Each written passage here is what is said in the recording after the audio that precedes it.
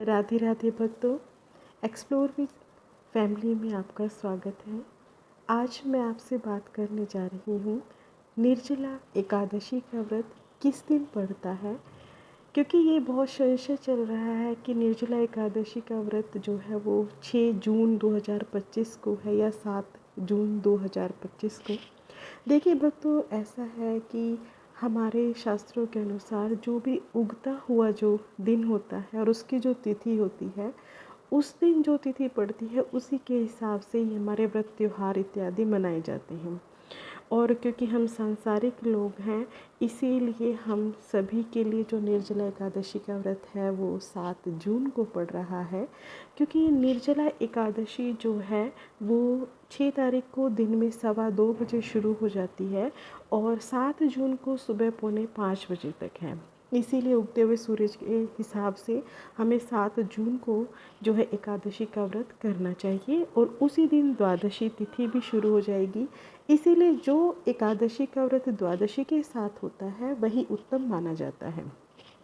तो चलिए आगे बात करते हैं कि व्रत के क्या विधि विधान हैं और इसको कैसे करना चाहिए। जैसा कि नाम से ही पता है, निर्जला है, तो जो भी भक्त पूरा साल एकादशी के व्रत नहीं कर पाता, वो केवल आज के दिन निर्जला एकादशी का व्रत जो कर लेता है तो पूरे साल भर की एकादशियों का फल उसको प्राप्त होता है।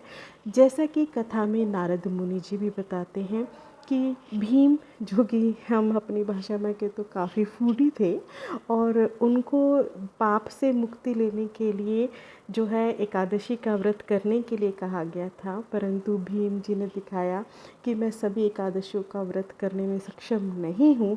इसीलिए उनको नारद जी ने बताया कि आप केवल निर्जला एकादशी का व्रत कर लीजिए तो आपको संपूर्ण एकादशियों का फल प्राप्त होगा। तो उन्होंने ऐसा ही किया और उसका फल उनको प्राप्त हुआ।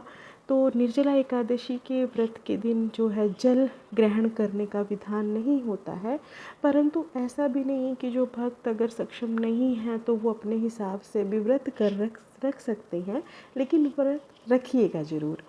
व्रत में जल ग्रहण करने का एक विशेष नियम है कि जिस समय उगता हुआ सूरज होता है, जैसे 7 जून के सुबह से आपको जल का त्याग करना है और 8 जून की सुबह तक आपको जल ग्रहण नहीं करना है, तभी तक आपका जो है व्रत माना जाएगा। तो ये रही जल ग्रहण करने की बात। दूसरी बात है कि जगह जगह पर छबीलियाँ लगाई जाती हैं। इस दिन जल का, अन्न का, भोजन का, वस्त्र का दान किया जाता है।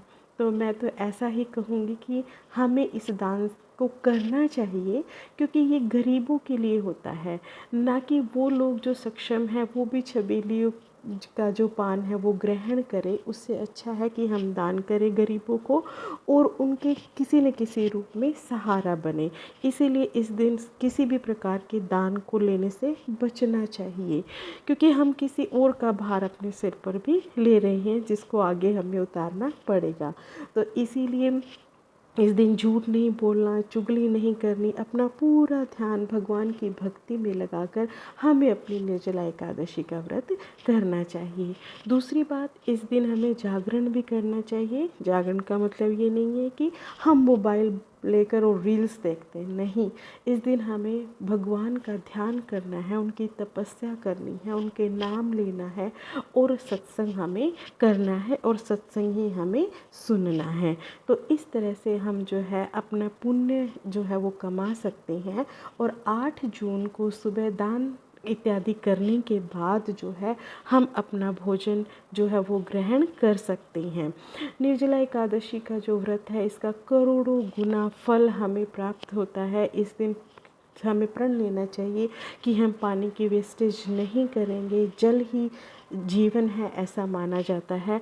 और इसीलिए इस व्रत का एक साइंटिफिक रीज़न जो है वो हमारे शास्त्रों में बताया गया है। तो मैं आपसे भी यही आशा करूँगी कि हम जल संरक्षण की तरफ पूरा ध्यान देंगे और जो है अपने बड़े बुज़ुर्गों और बच्चों को भी इसके बारे में सिखाएंगे।